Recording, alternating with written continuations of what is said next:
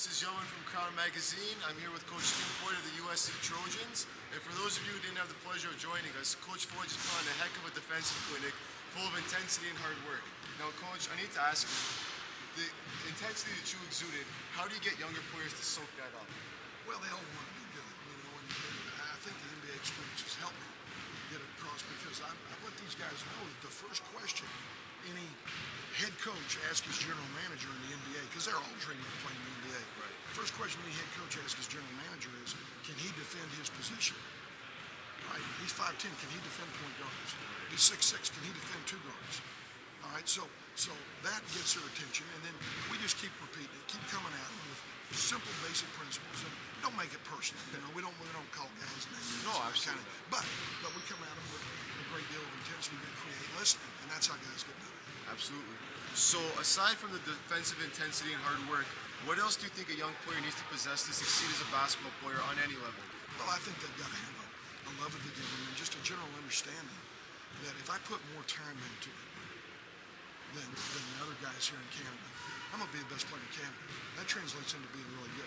If I'm putting as much time into it as the kids in the United States are putting into it, then I'm going to be a very good player, because it's not like you just wake up Christmas morning and there's a gift and you've got a jump shot or whatever. It's time, quality effort in the gym, work, not just shooting it, talking to your buddy, but chasing it down, going through ball handling drills. Steve Nash, right. Get his video, watch his 20-minute workout. It's a great workout, but do that 2.5 hours a day if you're a guard. Get some of these big guy workouts, but go at it with intensity, what you're doing in your workout. Work on things you can't do. Excellent. So another question I have, at Crown Magazine, in talking to people in the basketball community, we've noticed that when Canadians take the next step to the NCAA or they go play in Europe, a lot of them don't seem to be ready. For some reason, they struggle when they make that step. For a young Canadian player with a lot of talent, what would you suggest mentally or physically they should do to prepare themselves to play at a high level like the NCAA or in the NBA or in professional in general? Well, I think the thing that a lot of the Canadians have gotten a rap on is how hard does this guy play?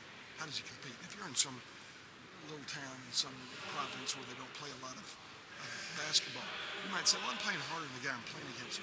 But watch these guys in the NCAA tournament, how hard they compete. The intensity that you were showing on the court. The intensity is what it's about. And look, you got to work on your skill level. But when you work on your skill level, those lonely hours on the court, asphalt court, or a dirt court, or in a gym, those lonely hours, you sit there and you say, I'm spending all this time on it. When I get to that floor, I'm going to attack this guy and play this. They've never seen a guy play as hard as I'm going to do. And then it just keeps coming. Just keeps getting better and better and better. But it's just time spent. It's passion. Right. Yeah. And on a bit of a different angle, you've coached in the NBA for the Bulls and the Hornets, and you've had a lot of time in college as a coach. What was the best part of coaching in the NBA, and how do you compare that to the best part of coaching in the NCAA? Well, I'd say the best part of the NBA is you're playing with the finest talent. That makes it fun. But you don't practice as much. They're playing 4 games in 5 days, 4 games in 6 days. You're lucky if you get 2 practices in a 12-day period. The college game, as a teacher, I love being out there with them. We're playing once or twice a week. We got 5 days to practice. We're working on that opponent and what they can do. We're going to take that away. We're working on ourselves, who we're not, getting it better.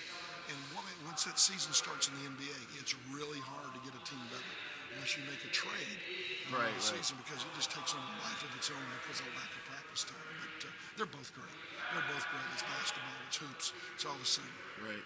And one final question. I know personally I like to work with younger kids and teach them as much as I can. And for all the other coaches out there, how can we be as intense as you? Please teach us a couple of catchphrases we can yell at the kids while we're coaching them, like, roll your feet, move faster. Give us a couple we can throw at them. It's gotta be yourself. It's gotta come from your gut. But whatever you're teaching, teach it with conviction. Let them know that you're not going to change. We lost 2 games in a row. Okay, so I'm going to quit playing man-to-man defense. I'm going to go to zone. Right. Because then they lose all belief system. You're saying, I know what we're doing works. Right. You're going to do what we're working. We're going to go back to work. If you can't do it, we're going to get somebody else in here that can do it. They really understand that because they all want to play. Absolutely. Yeah, all right, thanks, Coach. Good talking to you. I appreciate it. Right. This is Jovan for Crown Magazine with Coach Tim Floyd. Thanks for watching. Fight on.